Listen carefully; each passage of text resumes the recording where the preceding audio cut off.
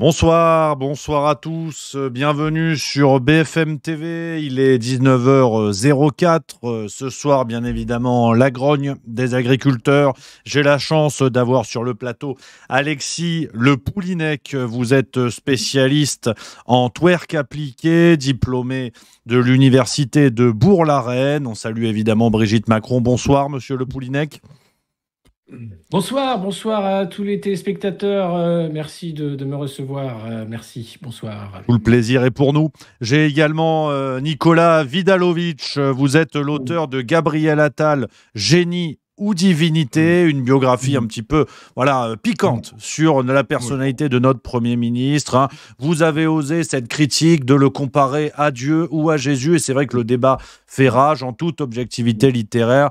Monsieur Vidalovic, bonsoir. Bonsoir, merci de m'accueillir sur votre plateau. Avec plaisir, tout le plaisir est pour nous une fois de plus.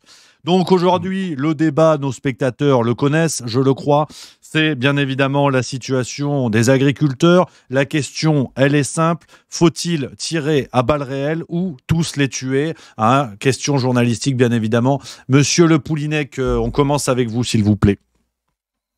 Non, écoutez, je crois qu'on a la chance de vivre dans un état de droit, une démocratie libérale, certes menacée par des dictatures, qui sont d'ailleurs à la manœuvre dans ce mouvement qu'on reconnaît. Tous les stigmates sont là.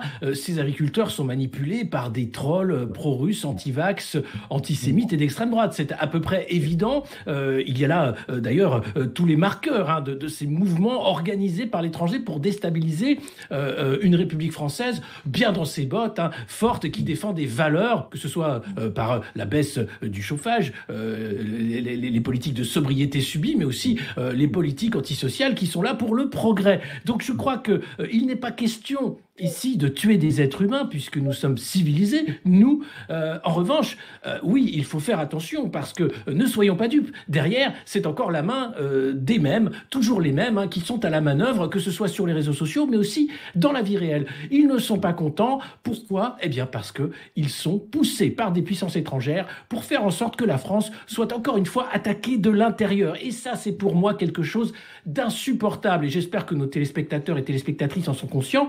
Il faut lutter absolument avec toute la force possible, et pour ça, pour nous protéger, il faut évidemment plus d'Europe. Et d'ailleurs, j'en parlais avec la nièce de Madame von der Leyen, qui me disait mais comment vous faites, en fait, vous les Français, pour supporter d'avoir encore des oppositions, alors qu'un parti unique, ça fonctionne très bien. Eh bien, ça, c'est quelque chose, évidemment, qu'il va falloir débattre, mais ce n'est pas le sujet du débat de ce soir, malheureusement. Tout à fait. Monsieur Vidalovic, qu'est-ce que vous rajoutez là-dessus ? Ben là, il y a manifestement une crasse populiste qui se répand sur nos autoroutes, voilà, sur les tracteurs, bien entendu. On entend l'Europe est la source de tout le mot, mais sans l'Europe, chers amis, l'agriculteur ne pourrait pas vivre. Sans l'Europe, on ne pourrait rien faire. Sans l'Europe, pas de progrès. Sans l'Europe, pas de pommes grenades venues d'Inde. Sans l'Europe, pas de bœuf brésilien. Sans l'Europe, pas de bœuf aussi aux hormones, aux antibiotiques venus du Canada, pour pouvoir donner à manger à ces gueux, finalement, qui n'ont même plus un copec pour s'acheter à manger. Alors qu'est-ce qu'ils mangeraient s'il n'y avait pas du bœuf brésilien ? Que mangerait-il s'il n'y avait pas de pommes grenades d'Inde ?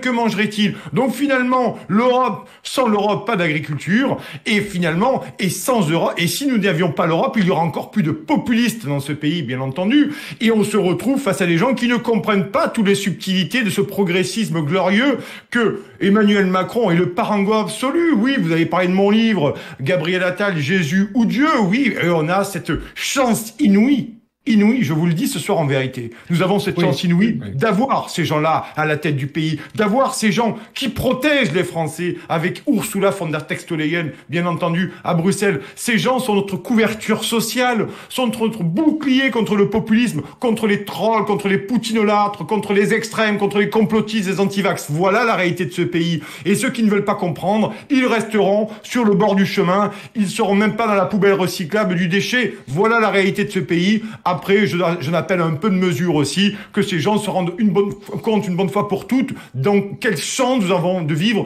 dans cette République-Stan. Voilà.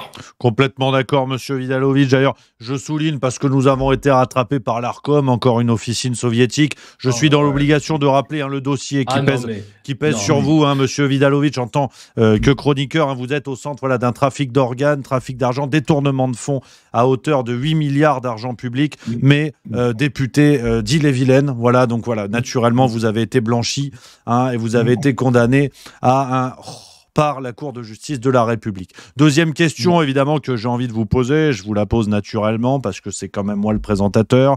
Gabriel Attal, qui est au centre, bien sûr, de toutes les attentions. Il a fait son discours aujourd'hui avec un formidable coming out, qui rappelle évidemment les meilleures heures de Vincent McDoom. Alors, une chose, là encore, une question, je mets les pieds dans le plat. Finalement, est-ce qu'il ne faudrait pas changer la Constitution et proclamer immédiatement Gabriel Attal président de la République pour mettre fin à ce chaos?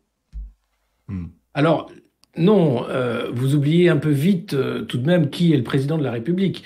Emmanuel Macron est encore quelqu'un sur lequel on peut compter et en quel la France d'ailleurs a entièrement confiance. C'est évidemment, je pense que vous faites référence au fait qu'il ne pourra malheureusement pas se représenter du fait de la Constitution en 2027 et qu'il faudrait accélérer le processus de transition ou du moins éviter une régence ou un moment où des partis d'opposition certes contrôlés pourraient prendre le pays et détricoter des lois de progrès qui ont été faites pendant ces 10 ans de mandat d'Emmanuel Macron. Je crois que peut-être qu'en 2027 et à l'élection de Gabriel Attal, président de la République, les Français, à ce moment-là, sont prêts et qu'on pourra parler de mandat à vie. Et dans ce cas-là, ce sera encore une fois à la représentation nationale de statuer. Et j'espère que cette fois-ci, le Conseil constitutionnel sera totalement macroniste parce que ce serait dommage de rater un alignement des planètes comme celui que nous avons en ce moment. Je rappelle que le pays n'a jamais eu une équipe aussi talentueuse au pouvoir depuis maintenant, on va dire, allez, le général de Gaulle, et je suis large. Absolument, monsieur Vidalovic.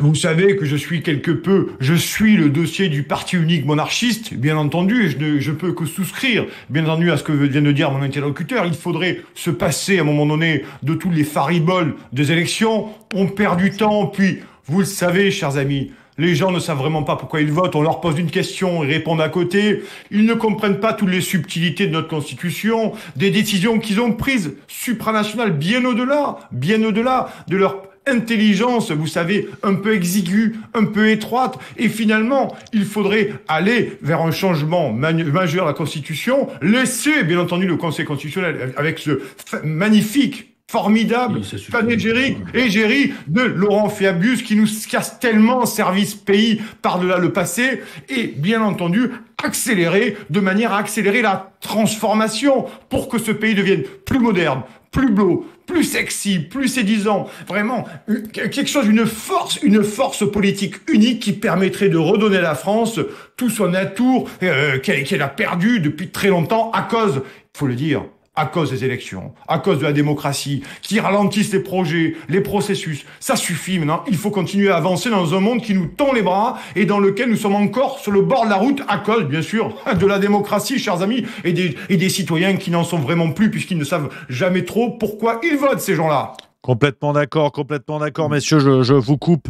19h13, on va devoir passer la main tout de suite. Un immense merci à vous pour toutes ces informations, voilà, toujours dans cette objectivité qui vous caractérise.